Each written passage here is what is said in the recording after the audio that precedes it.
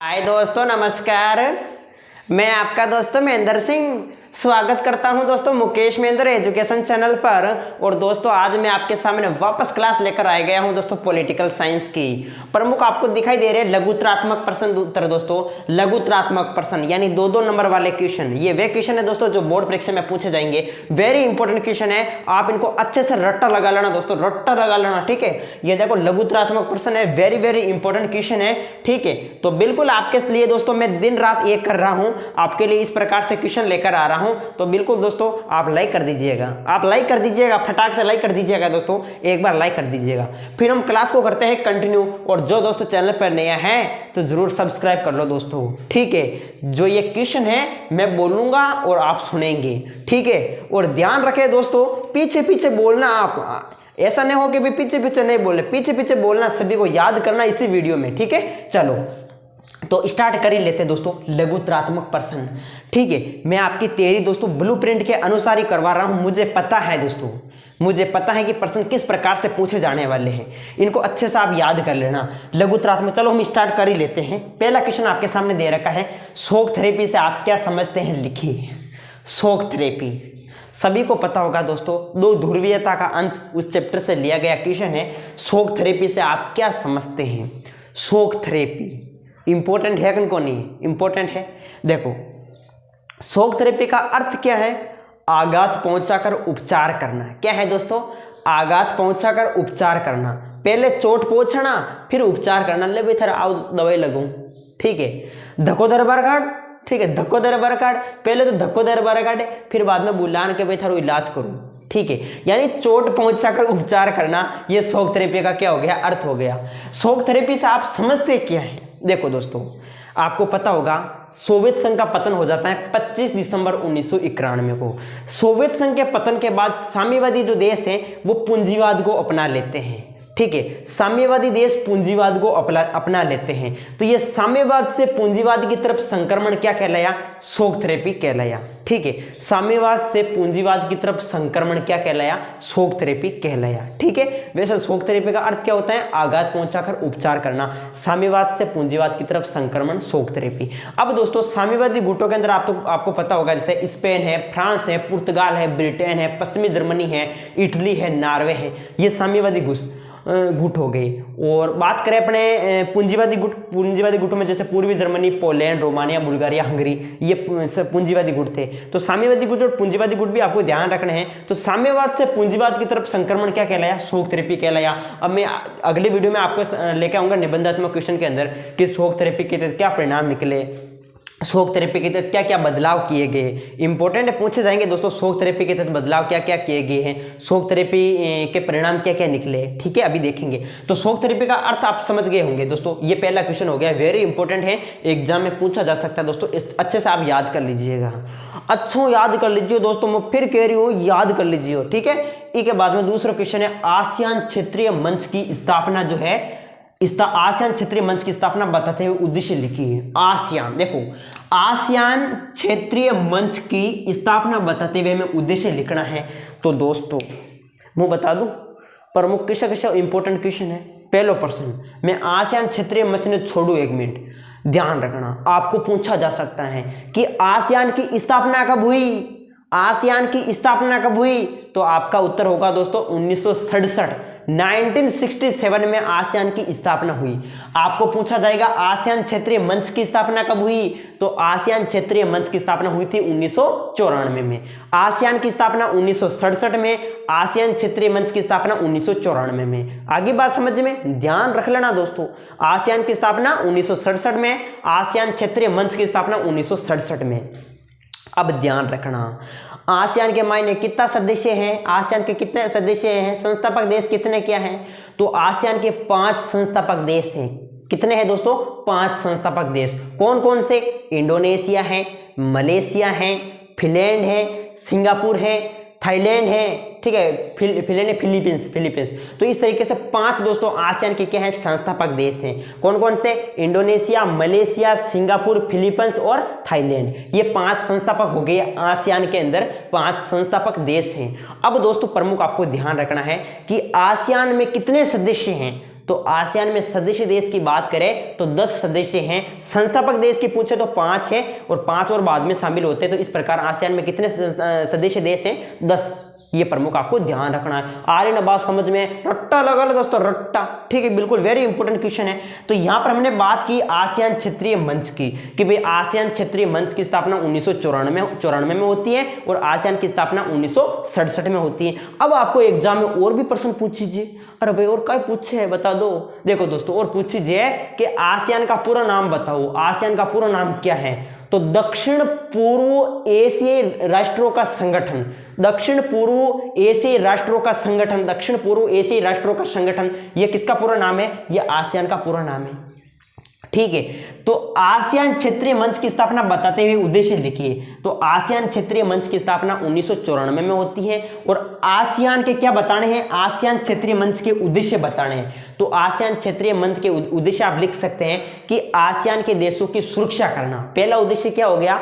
ASEAN के देशों की क्या करना? सुरक्षा करना। दूसरा आप लिख सकते हैं कि भाई विदेश नीतियों में तालमेल बनाए रखना। विदेश नीति में क्या बनाए रखना? तालमेल बनाए रखना, ये लिख सकते हैं। कानून और शासन को सुधारना, ये प्रमुख आसियान क्षेत्रीय मंच के क्या हो गई दोस्तों? उद्देश्य हो गए। मैं जो बोल रहा हूं उसको आप अच्छे से सुनते रहना और याद कर लेना दोस्तों। मैं आपके लिए वेरी वेरी इंपॉर्टेंट क्वेश्चन लेकर आ रहा हूं। ये लघुत्रात्मक क्वेश्चन है। मैं एक क्वेश्चन के साथ कई एक्स्ट्रा फैक्ट बोल रहा हूं, तो बिल्कुल आप अच्छे से इनको याद कर लेना। ठीक है, इसके बाद आपके सामने है क्योटो प्रोटोकॉल का लक्ष्य क्या था। तो एग्जाम में क्योटो प्रोटोकॉल का लक्ष्य ना पूछकर आपको पूछा जा सकता है कि क्योटो प्रोटोकॉल है क्या। क्योटो प्रोटोकॉल है क्या, इसका लक्ष्य तो बाद में बताना, पहले क्योटो प्रोटोकॉल है क्या। आप लिखेंगे क्योटो प्रोटोकॉल, ये एक अंतरराष्ट्रीय समझौता है। क्या है? क्या है भाई? क्या है बताओ? एक अंतरराष्ट्रीय समझौता है। एक अंतरराष्ट्रीय समझौता है क्योटो प्रोटोकॉल। क्योटो प्रोटोकॉल सर्वप्रथम कटा अपनाया गया जापान के मायने, कब?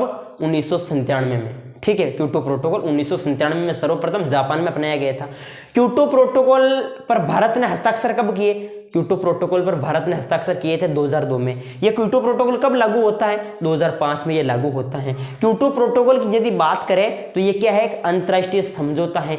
औद्योगिक देशों के लिए ग्रीन हाउस गैसों के उत्सर्जन को कम करने के लिए लक्ष्य निर्धारित किए गए थे। तो बिल्कुल आप लिख सकते हैं क्योटो प्रोटोकॉल एक अंतरराष्ट्रीय समझौता है और इसके तहत औद्योगिक देशों के लिए ग्रीन हाउस गैसों के उत्सर्जन को कम करने के लक्ष्य निर्धारित किए गए हैं। तो इस तरीके से यह क्योटो प्रोटोकॉल का प्रमुख क्या था? लक्ष्य था, जिसमें methane, carbon dioxide global warming के लिए जिम्मेदार थी। ठीक है, मिथेन है, कार्बन डाइऑक्साइड है, क्लोरोफ्लोरोकार्बन है, ये जो है ग्लोबल वार्मिंग के लिए क्या थी? जिम्मेदार थी। तो ये क्योटो प्रोटोकॉल आपको समझ में आ गया होगा। औद्योगिक देशों के लिए ग्रीन हाउस गैसों के उत्सर्जन को कम करने के लिए इसमें लक्ष्य निर्धारित किए गए थे। वेरी इंपॉर्टेंट पूछा जा सकता है क्योटो प्रोटोकॉल। आगे बात समझ में दोस्तों, मैं जो बोल रहा हूं आप अच्छे से सुनते रहना दोस्तों। मारो उद्देश्य का ही है थाने याद करवानो। वीडियो ने एक बार पाछो देख लीजिए दोस्तों, अगर समझ में को नहीं आवे तो फिर रट्टा लगा लीजिए। ठीक है, मैं आपके सामने लगातार टेस्ट सीरीज लेकर आ रहा हूं, आपके लिए बहुत ही महत्वपूर्ण और कारगर सिद्ध होने वाली है। नेक्स्ट है, आगे है मार्शल प्लान क्या था। मार्शल योजना क्या है या मार्शल प्लान क्या है? मार्शल प्लान क्या था, क्या है, पूछा जा सकता है। पहले तो आप बताओ कि जो मार्शल प्लान है इसकी शुरुआत कब होती है? मार्शल प्लान की शुरुआत कब होती है? बताओ भाई, फटाफट बता दो। बताओ नहीं यार, समझ में आ रही कि कौन नहीं आ रही था? क्या सबके समझ में आ रही नहीं? चलो तो बताओ मार्शल प्लान की शुरुआत कब हुई? फटाफट बताओ एक बार कमेंट में। बात तो छोड़ो, पहले आंसर बता दो। थू कट्टा कौन, मुंह अट्टा कौन, आंसर बताओ ना पहले यार। डायरेक्ट आंसर क्यों नहीं बता रहे हो? बिल्कुल बिल्कुल 1947। ध्यान रखना, मार्शल प्लान की शुरुआत हुई थी 1947 में। कब हुई थी दोस्तों मार्शल प्लान की शुरुआत? 1947 में।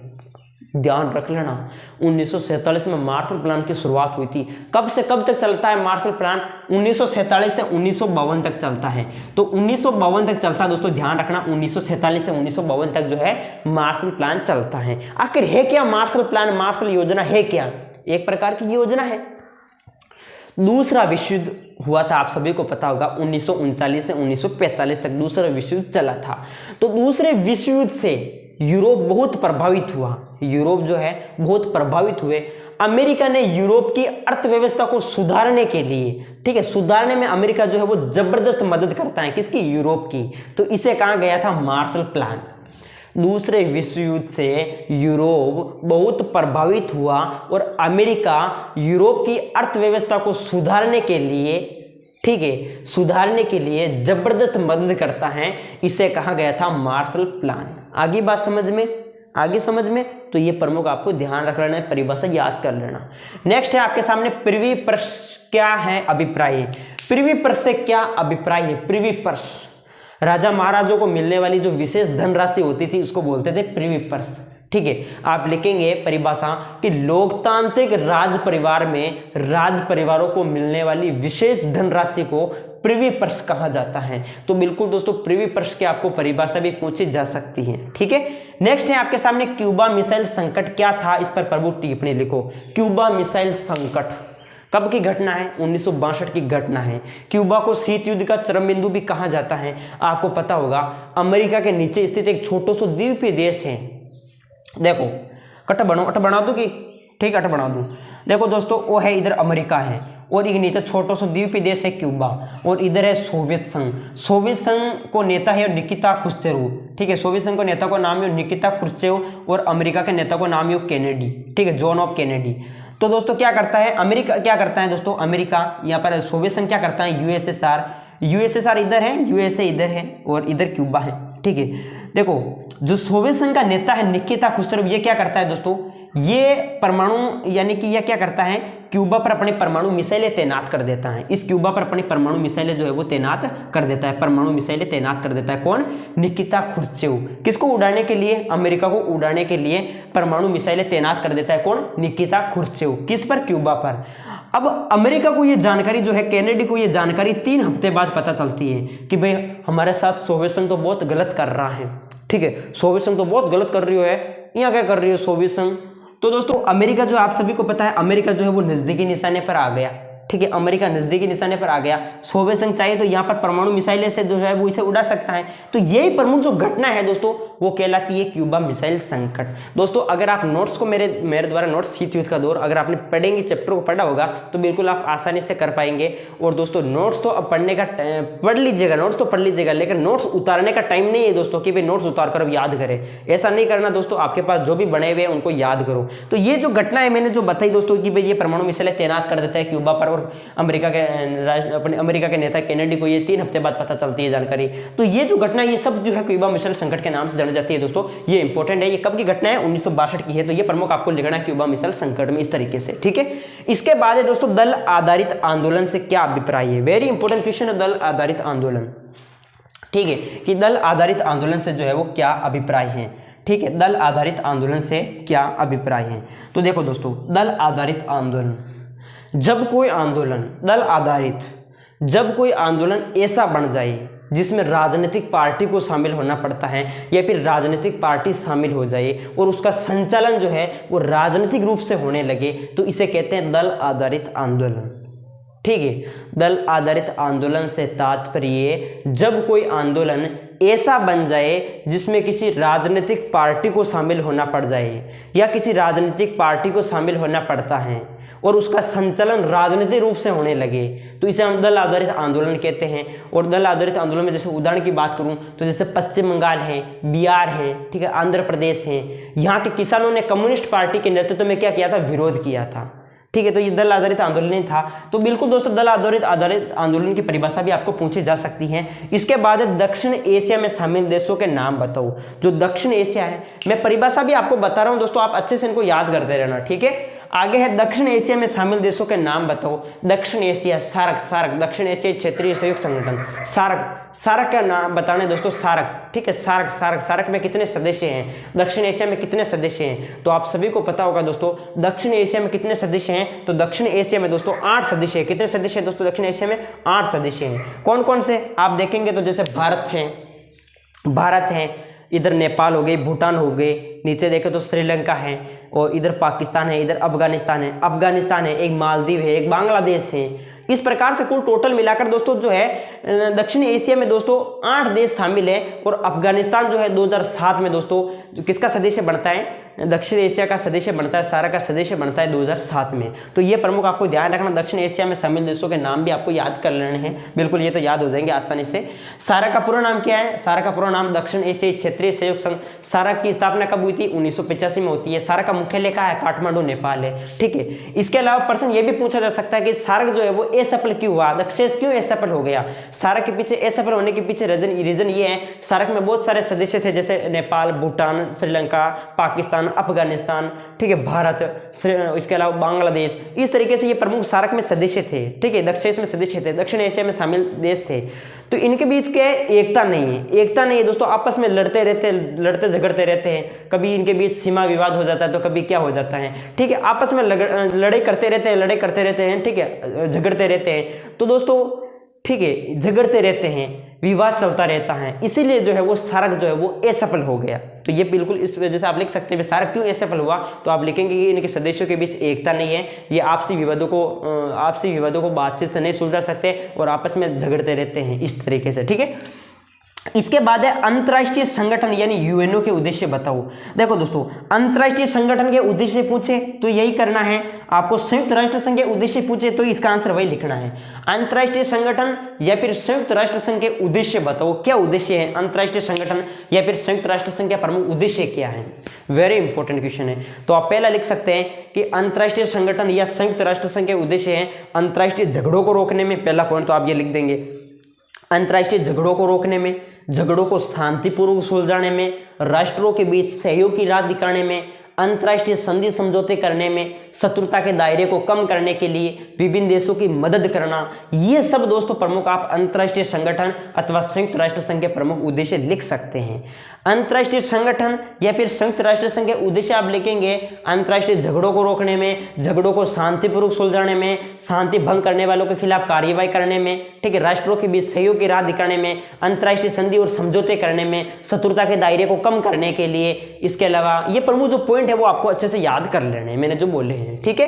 तो ये प्रमुख अंतर्राष्ट्रीय संगठन के उद्देश्य हो गए दोस्तों, ठीक है। मैं फटाफट बोल रहा हूं दोस्तों, ये प्रमुख आप याद कर लेना इनको अच्छे से। इसके बाद है अंतर्राष्ट्रीय मुद्रा कोष पर टिप्पणी लिखो। क्या कियो? अंतर्राष्ट्रीय मुद्रा कोष पर टिप्पणी लिखो, लिख दो भाई टिप्पणी, टिप्पणी तो लिखनी है, टिप्पणी दोस्तों अंतर्राष्ट्रीय मुद्रा कोष पर। देखो पहली बात, अंतर्राष्ट्रीय मुद्रा कोष की स्थापना कब हुई दोस्तों? बताओ अंतर्राष्ट्रीय मुद्रा कोष की स्थापना कब हुई? अंतर्राष्ट्रीय मुद्रा कोष की स्थापना हुई थी 1944 में। अब आप कहेंगे भैया ऐसे क्या चल रहा है, ये ऐसे क्या चल रहा है, कभी तो आप कहते हैं 1944, कभी तो आप कहते हैं 1945। अरे दोस्तों क्या करूं, कंफ्यूज हो जाऊं, ठीक है, नहीं आ रही ना बात समझ में। लाइव के अंदर मैंने किया था भाई 1944 नहीं होगा, लेकिन ध्यान रखें अंतर्राष्ट्रीय मुद्रा कोष की स्थापना 1944 में होती है, बट इस पर हस्ताक्षर जो है वो कब होते हैं? इस पर हस्ताक्षर होते हैं दोस्तों 27 दिसंबर 1945 को। 27 दिसंबर 1945 को दोस्तों अंतर्राष्ट्रीय मुद्रा कोष पर क्या होते हैं? हस्ताक्षर होते हैं। स्थापना कब होती है? 1944 में, हस्ताक्षर होते हैं 27 दिसंबर 1945 को। और आपको पूछा जाए कि जो अंतर्राष्ट्रीय मुद्रा कोष है इसका बताओ मुख्यालय कहाँ है? मुख्यालय तो इसका जो मुख्यालय है दोस्तों वो है वाशिंगटन डीसी। वाशिंगटन डीसी जो है वो अंतर्राष्ट्रीय मुद्रा कोष का क्या है? मुख्यालय है। आ रही बात समझ में? इसके अलावा आपको ध्यान रखना है जो अंतर्राष्ट्रीय मुद्रा कोष है इसमें कितने सदस्य हैं? तो इसमें दोस्तों सदस्य की बात करें तो इसमें 189 सदस्य हैं। कितने सदस्य हैं? 189 सदस्य हैं अंतर्राष्ट्रीय मुद्रा कोष में। और कहीं बताओ, और कहीं याद करना है, और थे ये याद कर लो, और का याद करो रे भाई, खोपड़ी बाहर निकल गई। अंतर्राष्ट्रीय मुद्रा कोष, अंतर्राष्ट्रीय मुद्रा कोष में आपको लिखना है इसके कार्य, कि भाई इसके कार्य क्या है। तो आप लिख सकते हैं अंतर्राष्ट्रीय मौद्रिक सहयोग को बढ़ावा देना, अंतर्राष्ट्रीय मौद्रिक सहयोग को बढ़ावा देना, व्यापार नीति और वित्त व्यवस्था की देखरेख करना, ये किसका कार्य है? अंतर्राष्ट्रीय मुद्रा कोष का ही कार्य है, ठीक है। अंतर्राष्ट्रीय मौद्रिक सेवा को बढ़ावा देना, व्यापार नीति, वित्त व्यवस्था की देखरेख, ये प्रमुख 3 कार्य दोस्तों आप लिख सकते हैं अंतर्राष्ट्रीय मुद्रा कोष से संबंधित। अंतर्राष्ट्रीय मुद्रा कोष के उद्देश्य या कार्य आप लिख सकते हैं। आगे बात समझ में, पहला प्रश्न पूछिए कि अंतर्राष्ट्रीय मुद्रा कोष की स्थापना कब हुई? अंतर्राष्ट्रीय मुद्रा कोष की स्थापना 1944 में हुई। हस्ताक्षर 27 दिसंबर 1945 को हुए।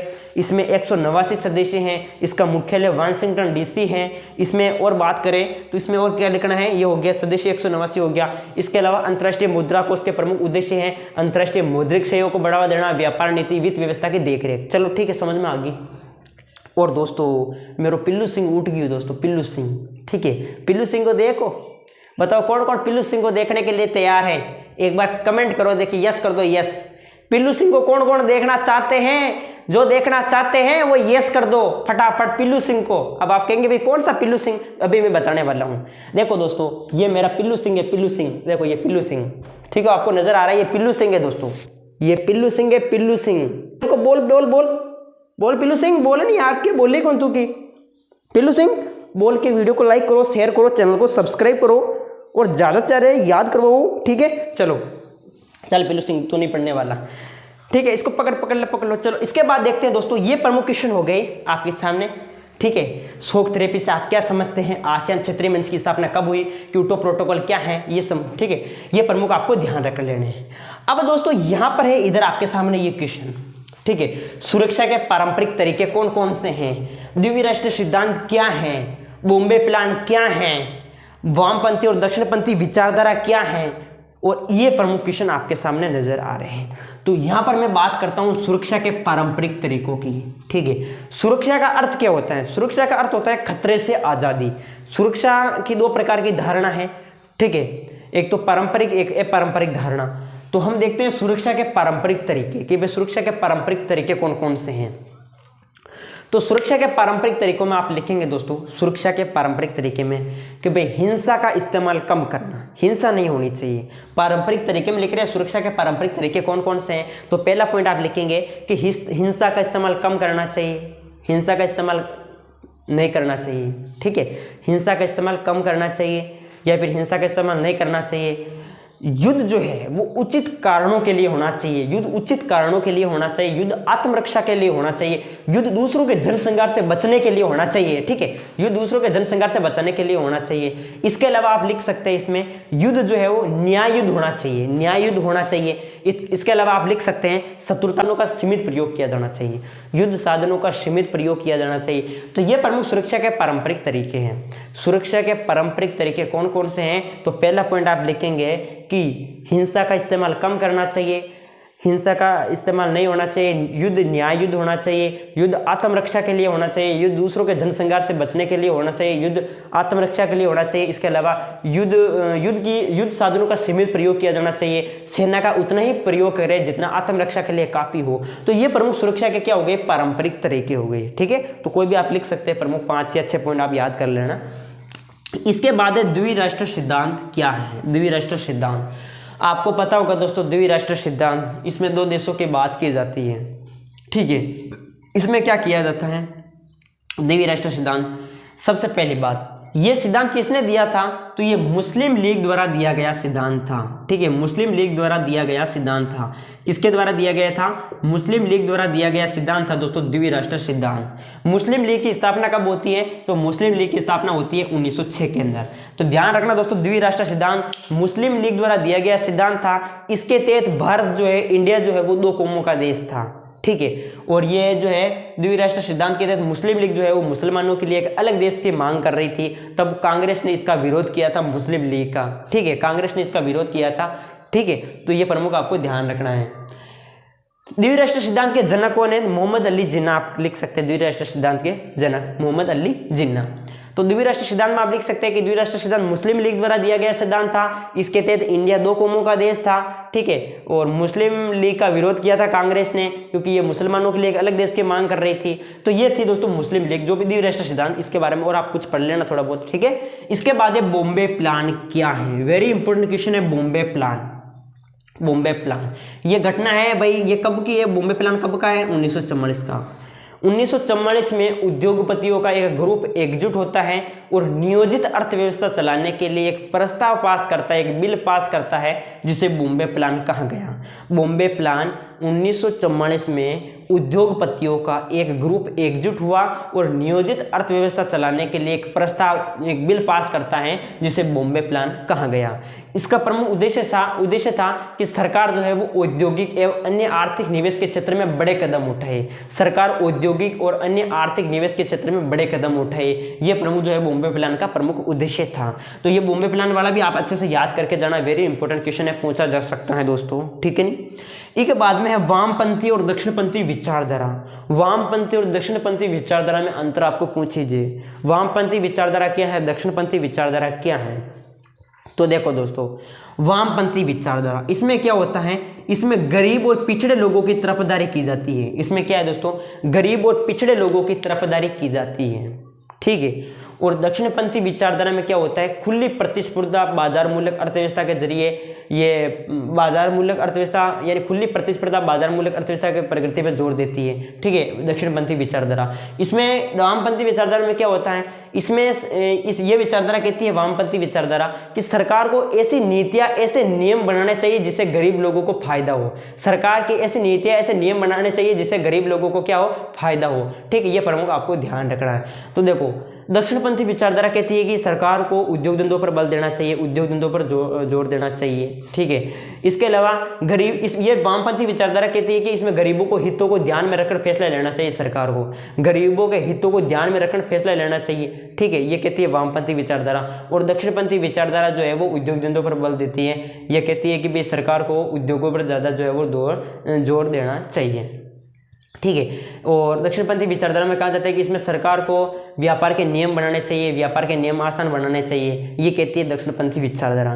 तो मेरे कहने का मतलब है कि वामपंथी और दक्षिणपंथी विचारधारा में आपको अंतर भी पूछा जाए तो इस तरीके से आपको लिखना है। तो दोस्तों, मैंने ये प्रमुख क्वेश्चन आपको बताए हैं, ये लघुत्रात्मक प्रश्न थे दोस्तों, वेरी इंपॉर्टेंट क्वेश्चन है, इनको आप एग्जाम से पहले अच्छे से याद कर लेना, ओके, ठीक है। बिल्कुल आप सभी को वीडियो अच्छा लगा होगा दोस्तों, अगर अच्छा लगा है तो लाइक करें और चैनल पे नए तो जरूर सब्सक्राइब करें। मैं वापस आपको मिलूंगा वापस कल नेक्स्ट वीडियो में और निबंधात्मक क्वेश्चन के साथ, ठीक है। तब तक के लिए आप पढ़ाई पर ध्यान दीजिएगा, हंसते रहिएगा, मुस्कुराते रहिएगा, ठीक है। नेक्स्ट वीडियो में मिलते हैं, लाइक कर दीजिएगा अगर अच्छा लगा है तो। जय हिंद, जय भारत, ओके, थैंक यू।